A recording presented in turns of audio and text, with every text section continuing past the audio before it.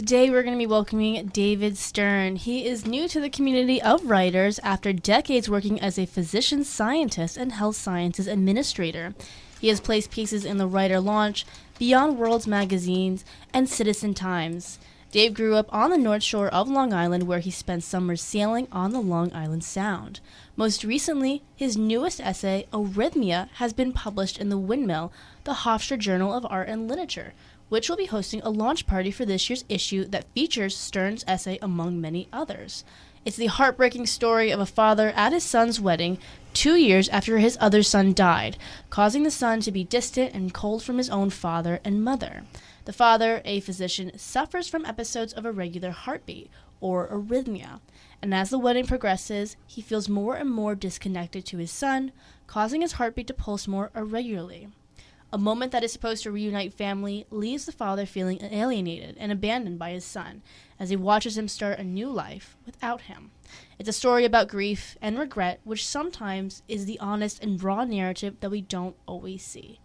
Dave, welcome to Morning Wake Up Call today. This is Lily. How are you doing? I'm good. It's nice to meet you in this way, Lily. We've only corresponded by email so far. Yes. So I'm so glad that you can make it today. I absolutely loved Arrhythmia, and I really felt touched to it. It is just such a heartbreaking story that included so many flashbacks between the father and son. Felt very emotional and raw. So could you just tell me, what was your inspiration behind this story?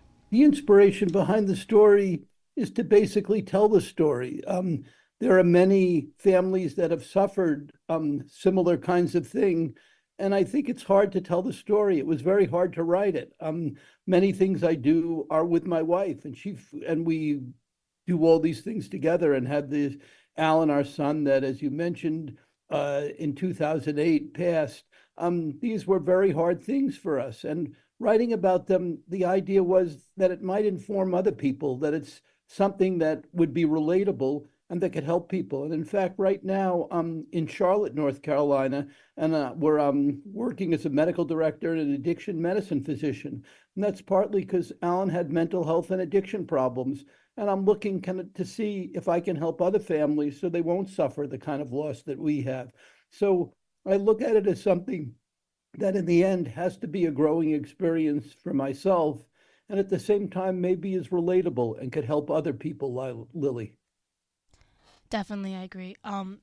Exactly. When I was reading the story, I was expecting the father and his wife to find a time to reconcile with their son at the wedding, but that did not happen. And in fact, the ending was actually, I felt very unresolved and almost a little bit unsettling. But like you were saying, I do realize that's just the honest reality for many families who have lost a child or someone important in their life. So how do you think that writing about grief helps us process that loss, and what challenges or insights can come from turning like this kind of a pain into a narrative? As I mentioned, writing it is really very hard. And in fact, at the time that we lost Alan, my wife was involved in grief counseling, and I just didn't feel ready to do it. And in a way, I worked my issues out by writing about them. I should say that we have been reconciled very recently with our older son. And, is it a happy ending? Life is never over. You could say what things are, but we're really elated that the story goes on and may have a happier ending. But the way it ended at that point was really how it was. It ended on a note of uncertainty because we weren't sure. And that image I have very much of my wife and I walking off into the distance. And actually, it was to get my medicine because, as you pointed out, the abnormal heartbeat turned out to be a barometer. It was something that kind of linked my physical health with the thing that was going on in my brain. So for me, the writing was a way of looking at the scene and processing it and making it so I could come to some resolution in my mind, at least of the events, and see that we were, now seeking what a path forward would be. And so I guess it helps you resolve the grief in a way. But it's hard because each time you go back to it, you relive, Lily, many of those events. And I've written two more essays about things when we were when our family was young and we were growing up, and they're all hard to do in that regard. I have to say one thing that's wonderful though are the memories I have of growing up on the North Shore of Long Island and of raising the children in the same town that I grew up in, although now we moved away. My mother and my brother still live there. So some of the memories from that area where the children, where we grew up, are really very strong and very positive. But this issue of grief and working it out through writing is something that's is very real for me. How you doing, Mr. Stern? My name is Jack Freddy. First off, thank you so much for coming in. It's just great to have you on the show. Thank you for having me. Yes, of course. And I am curious that as a Long Island native who has loved the sail, how has your experience living on the island shown up in or even transformed your writing as you've continued? Well, the when I was growing up on Long Island, it was a little bit different than it is now. It wasn't nearly as developed. So my brother and I used to go bike riding on Northern Boulevard, and we would ride from the Queens line or from Great Neck, basically, all the way out to Suffolk. And I don't know if you know, but right where Cold Spring Harbor is, but when you go into Suffolk County, there's a very big hill. And that hill was, something that was very much in my brother's mind as something wonderful to go down and coast down in one direction and to ride up in the other direction. In the same token, the sailing that we did there, and we sailed out of Stepping Stone Park on the North Shore. That was where Great Neck was.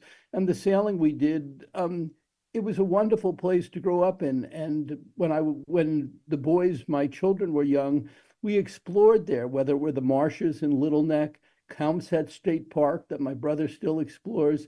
And so I refer to those times very often because they were very good times for my the young family that my brother and I grew up with, but also the family that our two boys grew up in. So I think it was a wonderful area to explore. It wasn't as busy as it was then. For example, Setauket, where SUNY Stony Brook is now, that didn't exist at all. Hofstra was a small university. I have an aunt named Miriam Tulin that's passed away that was chairman of the drama department.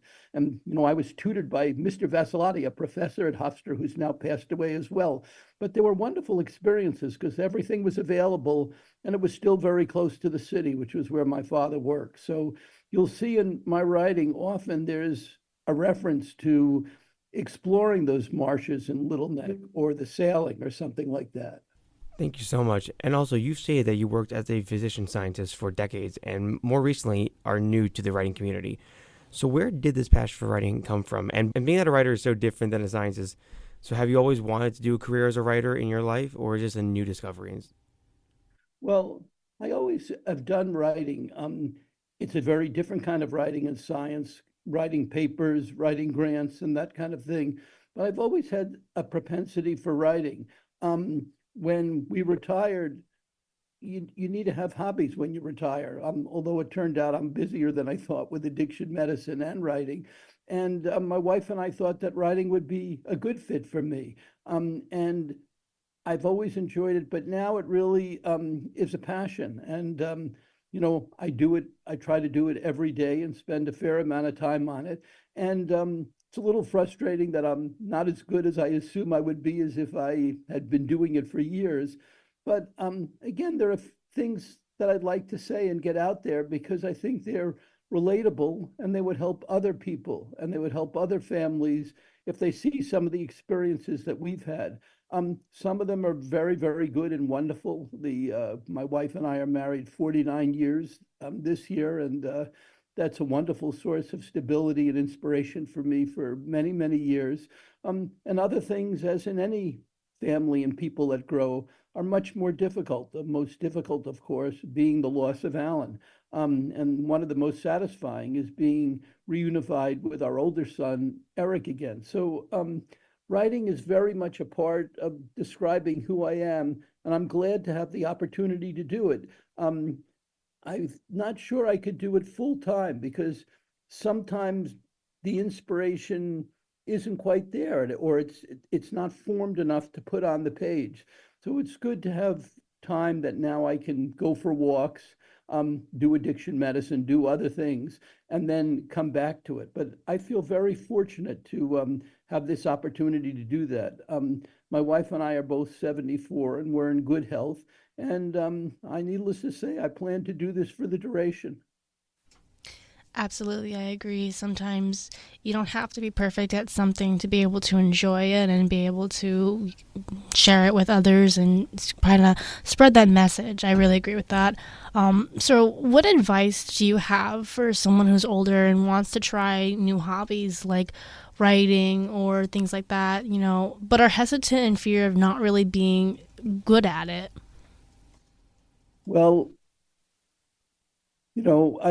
I'd like to say it's easy. It's not so easy starting a new hobby. I had a lot of, and still do have a lot of second thoughts when I read something that's really not wonderful that I've written. And when I read things like I'm going through the short stories of Flannery O'Connor, which are just, magnificent, and Joyce Carol Oates. So I am very much in awe of people that have been doing it for the whole lives. But again, I'm motivated by wanting to have my voice out there as well.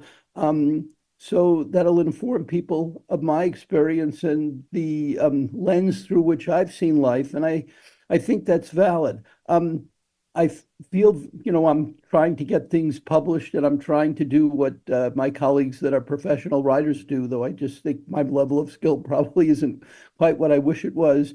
But every day you come and you try your best and you see if you can make it better. And I used to be a professional musician. I was a professional clarinetist at one point. And every day, you practice or you perform and you try your very best. And I look at that in writing, and probably I feel not under as much pressure as I did when I was, in the thick of it and much younger. And maybe that makes it easier. But I would advise people to give it a try, whatever you wanted to do. Why not? It's nice to try, and you don't succeed every day, but you come back to it the next day and you make progress, even though it's not a linear kind of progress. Not kind of a circuitous answer, but that's really how it looks to me, at least. Dave, I absolutely agree with you there. Thank you so much for coming on to today's show. It was a pleasure to have you and be able to hear some of your insight in as being a new writer and also being from Long Island. Thank you very much for having me, and it's a pleasure to meet you in this way, Lily. Thank you. Have a great day. The time is 7:44 a.m. This is Morning Wake Up Call. That was Dave Stern, who is a new writer based out of Great Neck, Long Island. His story, Arrhythmia, has been published in Windmill's latest issue, which will be celebrated on April 24th at Hofstra University. And for those who are interested, they can follow at Windmill Journal on Instagram.